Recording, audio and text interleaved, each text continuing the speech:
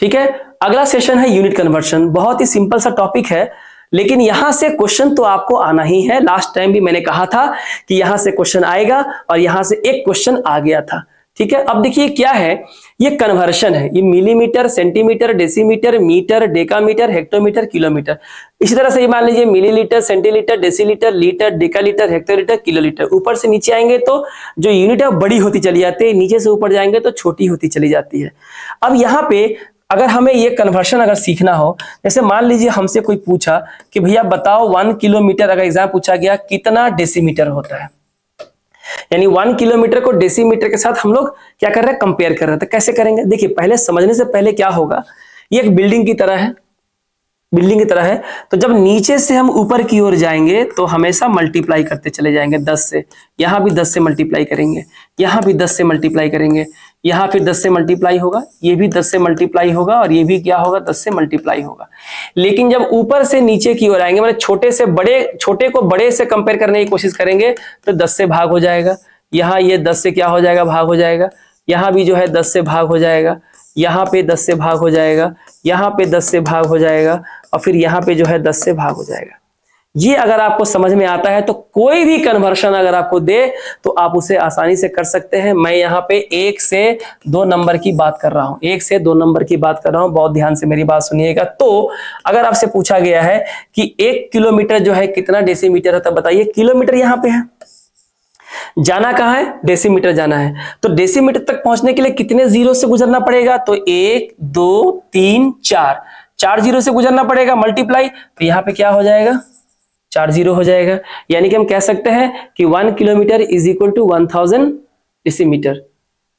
Kilometre से यहाँ पे गए 10, यहाँ से गए 10, यहाँ से गए 10, यहाँ से गए 10, यानी कि 1 2 3 4, हाँ 4 जीरो यहाँ पे हो जाएगा, यानी कि 10,000 डेसीमीटर। इसी तरह से अगर आपको पूछा गया कि 1 डेकामीटर, 1 जो है डेकामीटर जो है कितना मिलीमीटर होता है। देखिए डेकामीटर कहाँ है, यहाँ पे है, और मिलीमीटर कहाँ है, यहाँ पे है। डेकामीटर से ऊपर की ओर चढ़ना है तो मल्टीप्लाई कर चलेंगे, कितने जीरो, तो यहाँ पे एक, यहाँ से यहाँ गए, है ना, यहाँ से यहाँ गए 1, तो यहाँ से यहाँ गए आपका 1 2 3 4, यानी कि यहाँ पे कितने चाहिए, 4 चाहिए। कितने जीरो चाहिए, 4 जीरो चाहिए। तो बहुत जरूरी है, किलोमीटर से हमें डेकामीटर में जाना था तो 1 2 3 4 स्टेप ऊपर, देखिए यहां से यहां जाना था 1, यहां से यहां 2, यहां से यहां 3, यहां से यहां 4। अब डेकामीटर से आपको डेकामीटर से मिलीमीटर जाना है, तो डेकामीटर से मिलीमीटर जाएंगे तो 1, यहां से 2, यहां से 3, यहां से 4। उसी तरह से अगर आपसे पूछा जाए कि 1 centimetre is equal to how much decametre, ठीक है, ये रहा सेंटीमीटर, ये रहा डेकामीटर, ऊपर से नीचे की ओर आना है, यानी क्या करना है, हमको डिवाइड करना है। क्या करना है, हमको डिवाइड करना है। तो अगर डिवाइड करना है तो ऊपर 1 हो जाएगा, नीचे हमें नंबर देना पड़ेगा। तो देखिए 1 सेंटीमीटर इज इक्वल टू कितना डेकामीटर हो जाएगा। तो देखिए सेंटीमीटर से अगर हम डेकामीटर की ओर आए तो यहां से नीचे आएंगे तो कितने जीरो नीचे आएंगे, 1 0 2 0 3 0, कितना जीरो, 3 जीरो, है ना। यानी कि 1/1000 डेकामीटर जो होता है वो 1000 मीटर के बराबर होता है, 1 सेंटीमीटर के बराबर होता है। तो इस तरह से आप यूनिट या कन्वर्शन को कन्वर्ट कर सकते हैं, चाहे वो मीटर में हो चाहे वो लीटर में हो। और यहाँ पे अगर आपको ये कॉन्सेप्ट समझ में आ गया है तो 1 नंबर से 2 नंबर का सवाल यहाँ से आएगा। मैं उम्मीद करता हूं कि आपको समझ में आ गया होगा। इसके बाद कुछ इंपॉर्टेंट चीज मैंने यहाँ पे इस बार नई इसलिए डाली है कि मुझे लगता है कि इस बार जो है ये पूछा जा सकता है एग्जाम में।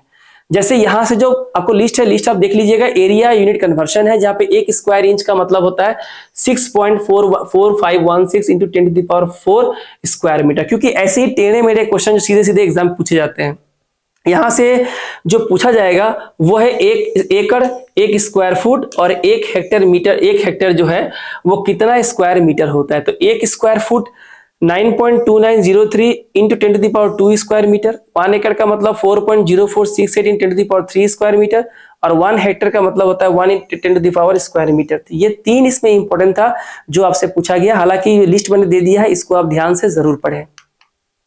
इसके बाद जो पावर यूनिट कन्वर्शन है, पावर यूनिट कन्वर्शन जो है यहाँ से पूछेगा 1 हॉर्स पावर या 1 कैलोरी पर सेकेंड जो है कितना वाट होता है। तो 1 हॉर्स पावर जो होता है वो कितना होता है, 745.7 वाट, और 1 कैलोरी पर सेकेंड जो है कितनी होती है, वो होती है 4.186 वाट होती है।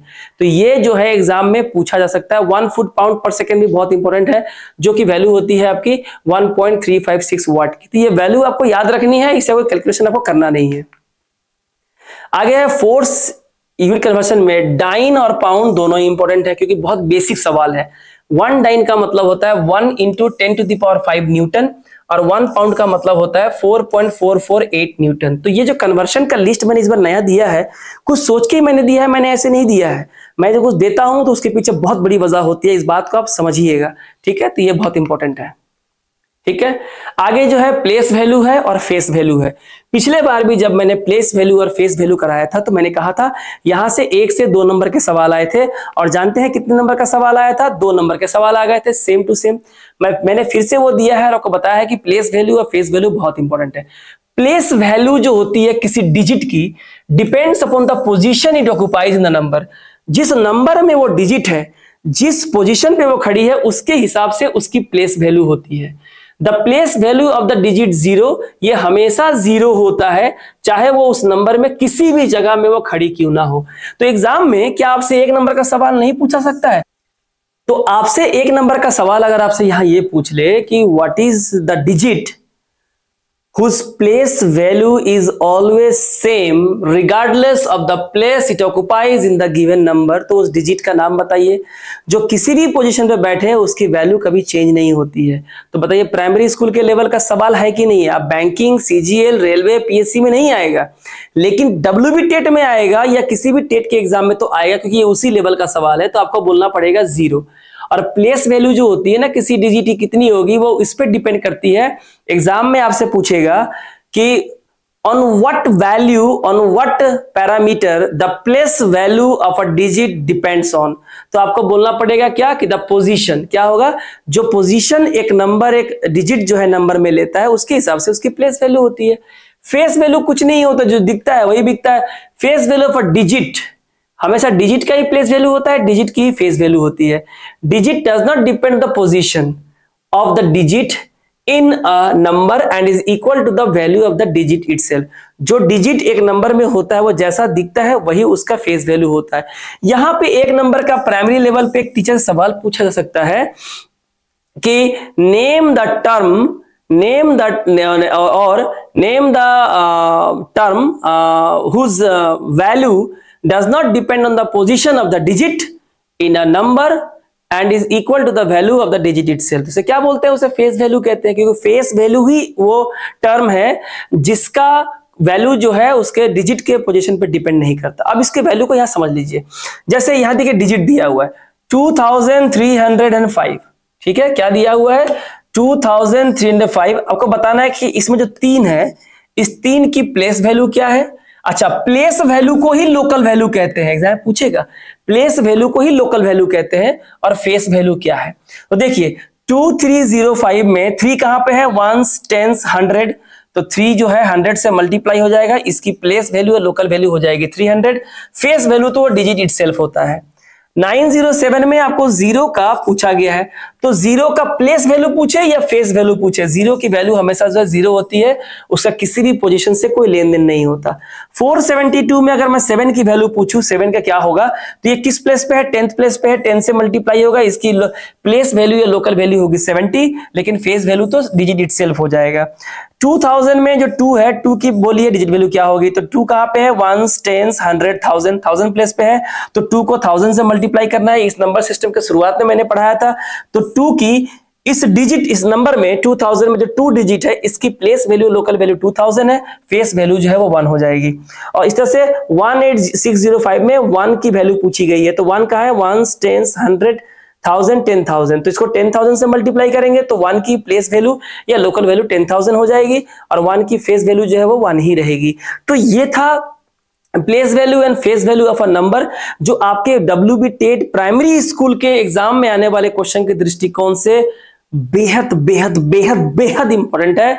ये 15 साल के अनुभव से मैं कह रहा हूं, ये बहुत जरूरी है, ठीक है। तो इसके बाद ये मुझे लगता है आप लोगों को बिल्कुल भी क्लियर हो गया होगा कि प्लेस वैल्यू और फेस वैल्यू जो है क्या होती है। तो चलिए अब आगे की ओर बढ़ते हैं।